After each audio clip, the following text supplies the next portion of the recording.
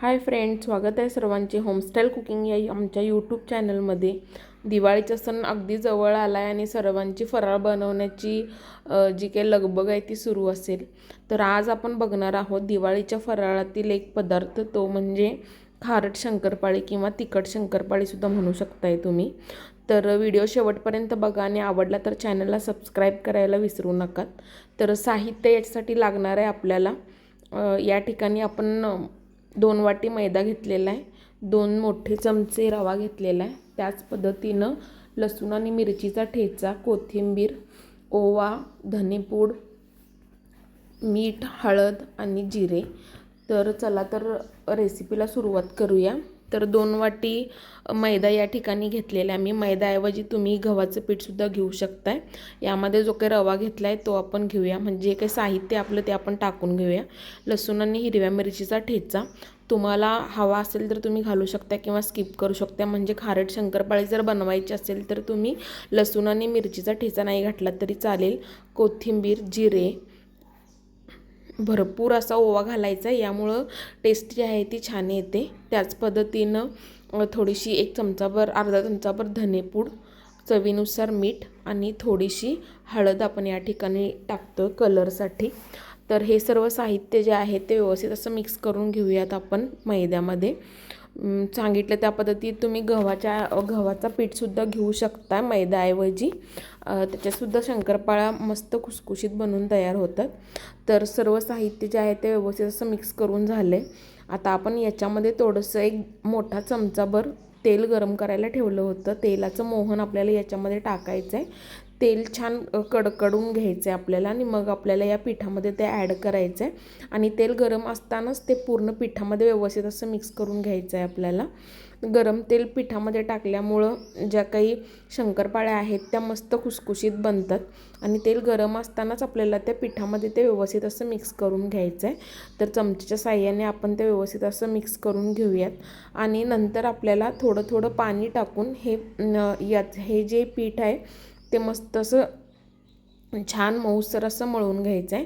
खूप जास्त घट्ट आणि खूप जास्त पातळ असं आपल्याला मळायचं नाही आहे। तर थोडंसं मऊ असं पीठ आपल्याला या ठिकाणी थोडं थोडं अगदी पाणी घालून मळायचं आहे। पाणी एकदम जास्त ओतायचं नाही आहे आपल्याला याच्यामध्ये। तर इथं बघू शकता आपलं पीठ छान मळून तयार आहे आणि हे जे पीठ आहे ते 5 ते 10 मिनटं रेस्टला ठेवणार आहे आपण, जेणेकरून याच्यामध्ये जो काही रवा आपण वापरला आहे तो थोडासा छान असा फुलून येईल। 10 मिनटं झालेले आहेत आणि तुम्ही बघू शकताय पीठ आपलं छान असं भिजलेलं आहे। आता आपण शंकरपाळ्या करायला घेऊयात। तर यासाठी या पिठामधून एक मोठा गोळा आपण इथं काढून घेऊयात। तर तुम्ही पीठ कसं असायला पाहिजे हे बघू शकताय। तर खूप जास्त पातळ पण नाही आहे, नाहीतर जे काही पीठ आहे ते आपल्या पूर्ण पाटाला चिटकून बसेल। तर त्यामुळं आपल्याला पीठ जे आहे ते थोडंसं मऊ आणि थोडंसं घट्ट असं ठेवायचं आहे। तर आपण दोन्ही पिठाची एक छान अशी गोळी करून घेतलेली आहे आणि त्याला दोन्ही बाजूनं मस्त असं पीठ आपण लावून घेऊया, जेणेकरून पाटाला ते चिटकणार नाही आणि मस्तपैकी याची एक पातळ पोळी लाटून घ्यायची आपल्याला। पोळी लाटत असताना खूप जास्त पातळ लाटायची नाही आहे किंवा खूप जास्त जाडसुद्धा ठेवायची नाही आहे, तर ती थोडीशी मीडियम असली पाहिजे। तर अशा पद्धतीनं आपण ही पोळी मस्त अशी लाटून घेऊया। कलर बघू शकताय तुम्ही किती सुरेख दिसतोय आणि भरपूर कोथिंबीर आणि ओवा टाकल्यामुळे या शंकरपाळीची टेस्ट जी आहे ती खूप छान येते। मी सांगितलं त्या पद्धतीनं तुम्ही हिरवी मिरची आणि जी काही लसूणची पेस्ट आपण टाकली किंवा जो ठेचा टाकला तोही तुम्ही ॲवॉइडही करू शकताय। तर फक्त मिठाच्या जरी बनवलात तरी छान लागतात आणि इतर वेळेला स्नॅक्स म्हणून खायलासुद्धा एक उत्तम ऑप्शन आहे। 15-20 दिवस तरी अजिबात काय खराब होणार नाही आणि मस्त खुसखुशीत बनून तयार होतात।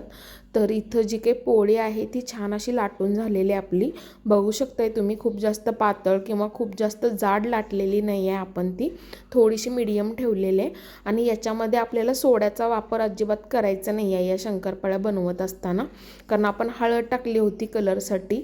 हळद आणि सोडा जर काही एकत्र आले तर तळताना जो काही पदार्थ आहे त्याचा कलर चेंज होतो, थोडासा लालसर होतो आणि थोडीशी टेस्टसुद्धा चेंज होते। त्यामुळे आपल्याला याच्यामध्ये सोडा टाकायचा नाही आहे। पोळी छान लाटून झाल्यानंतर ना आपल्याला हव्या त्या पद्धतीनं आपल्याला याचे काप करून घ्यायचे. तर इथं मी शंकरपाळीच्या आकाराचे काप करून घ्यायला लागले, बघू शकताय तुम्ही. तर तुम्हाला जसे आकार आवडेल त्या पद्धतीनं